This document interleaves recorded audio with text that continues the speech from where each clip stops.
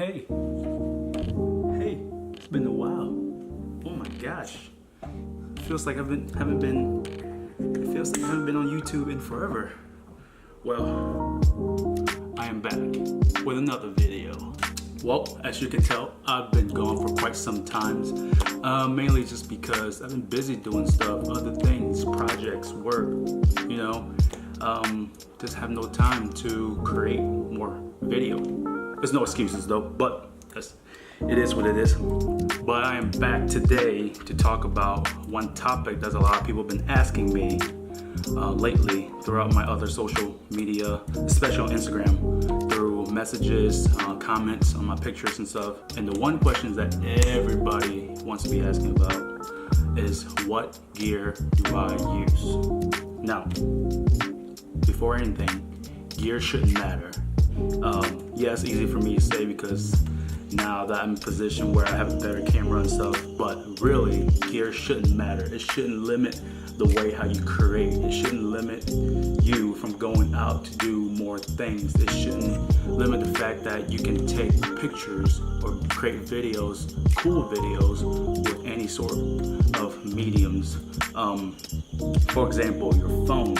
I'm using an iPhone 6s Plus. It's an older phone, not like the iPhone 7 it is right now, but it can take amazing photos. For example, if you look at some of these images,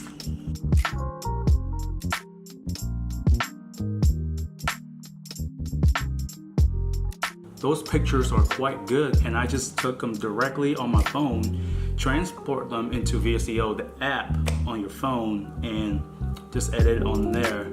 And you might play around with lighting, saturation, color, hues, tint, stuff like that, but it's up to you how you create it. I just don't believe in adding just a simple filter.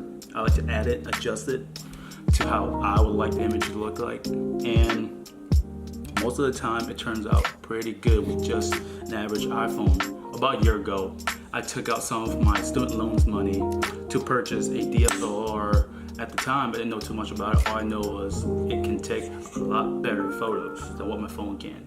So I ended up purchasing it, and it was a Nikon D3200 with a kit lens and everything. But I realized I didn't want to shoot with a kit lens. I did some research, and they said the 50mm f1.8 is the best lens to start out learning. So that's exactly what I did. I spent another $150 to buy the 50mm, and it was amazing. It was great to learn. It was not the easiest to use because with a crop frame sensor, you got to back up a little bit with a 50mm. But that's the only lens I shot with, the 50mm. Whatever I do, videos or photos, that's the only lens that I would have on the camera. And some of the images that I shot on it when I first started out was these.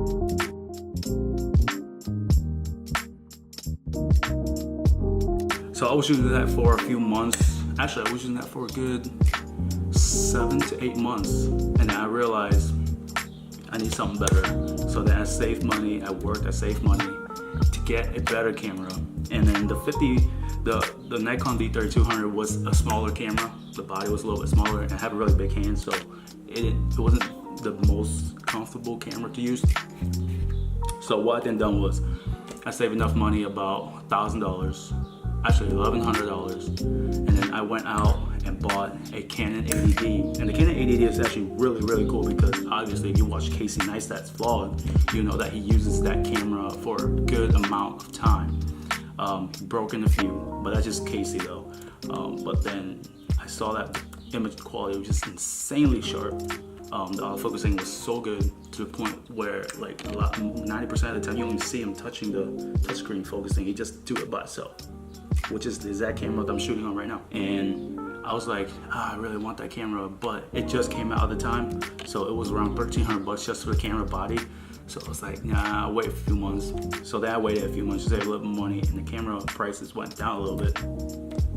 So I ended up got the camera, shot with it a few times, And then I just loved it. I love the fact that there's a flippy screen. I love the fact that the touch screen, it's so accurate, it's so responsive, and the fact that it has dual autofocusing system for like the autofocusing thing, it's just amazing.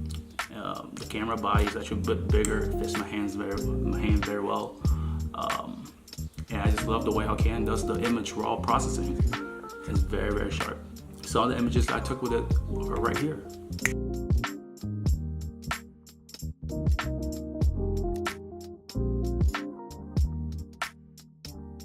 And as you can see, that my image now is a little bit more developed. I'm starting to have a real theme for myself.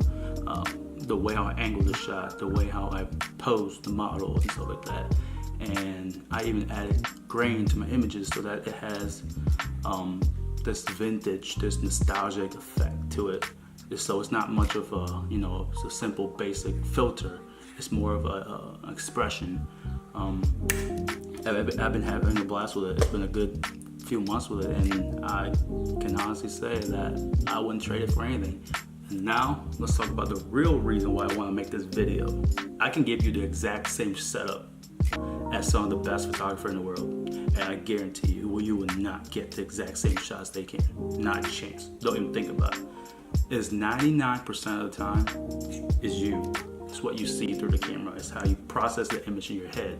And basically, it's just you as the person taking the shot. Do you want more shadow depth of field? Do you want everything, the image to look sharper?